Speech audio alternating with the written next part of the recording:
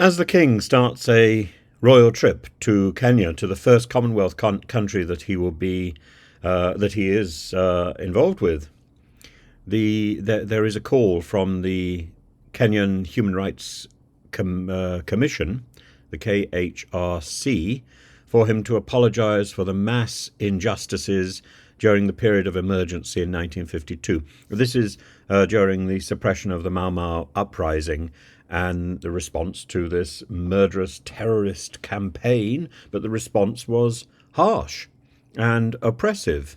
And on the back of the tradition of slavery and the exploitation of the land, the expansion of prime land, the human rights violations, is perfectly understandable that there will be protests ongoing, and that perhaps it is not justifiable for the royals to parade around in parts of Africa and to celebrate our colonial past and colonial atrocities. So it's a controversial visit, and I'm sure the Prince of Wales will be very much aware of his own visit to the Caribbean in 2022, and I'm sure King Charles will be very much aware of the of his son's sort of disaster visit to the Caribbean.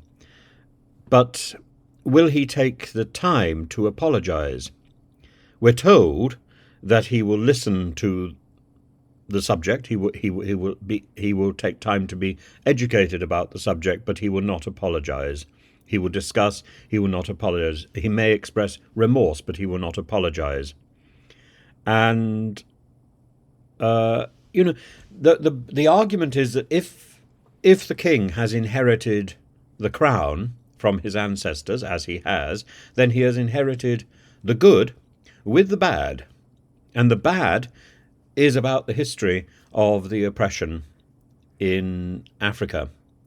Now, an apology would involve an acknowledgement of guilt, an admission of liability, and therefore a huge payouts to Kenya or to any other. It would open the floodgates to bankruptcy, really, of our country, and that probably is not a place that anybody should go, that any nation should go.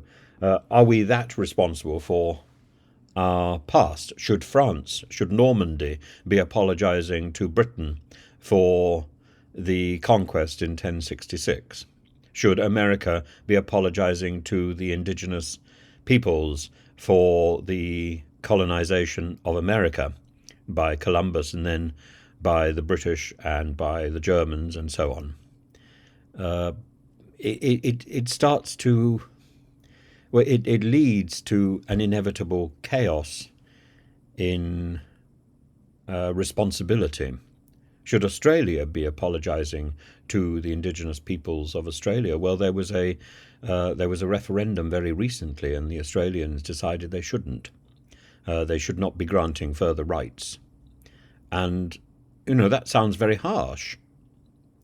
But education is a starting point. And if the king is happy to be educated, then that is a good that can be built on. How much further? I think maybe what we need to do is to divorce apology from liability. And if we do that, then maybe we can hear the apologies which are needed for the atrocities that were caused. And then we can celebrate our joint progress from this point on. I think we have to recognise that politics is about playing the hand you've been dealt rather than regretting the way you got those cards in the first place. I think we need to draw a line and move forward together rather than follow the example even of the Gladstones, which is very, very positive but limited. and a limited liability may well be a way forward, but I don't think that's what an apology implies.